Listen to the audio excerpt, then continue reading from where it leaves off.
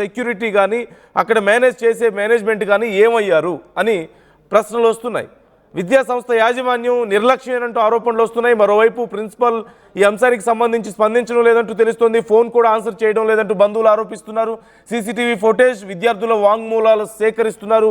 Case file చేసి దర్యాప్తు చేస్తున్నారు రాజేంద్ర నగర్ పోలీసులు. ఈ అంశానికి సంబంధించి మనం డీటెయిల్స్ తెలుసుకుందాం. నిర్మల జాయిన్ అవుతున్నారు, మా కరెస్పాండెంట్. నిర్మల, అసలు ఏం జరిగింది? కాలేజ్ యాజమాన్యం ఒత్తిళ్లే కారణం అంటున్నారు. ఒత్తిళ్ళు అంటే ఎలాంటి ఒత్తిళ్ళు?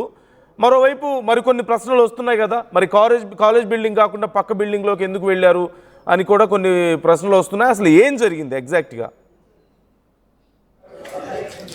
ఎస్ నందు, ఇప్పుడైతే ప్రస్తుతం మనము ఇక్కడే ఉన్నాము, స్పాట్లోనే శ్రీ వైష్ణవి జూనియర్ కాలేజ్ దగ్గరే ఉన్నాము. మరి ఇక్కడ జరిగిన సిచ్యువేషన్ కూడా ఇదే, గర్ల్స్ ఉండే బిల్డింగ్ కూడా ఇక్కడ మనం చూపిస్తున్నాం కదా, ఇదే బిల్డింగు.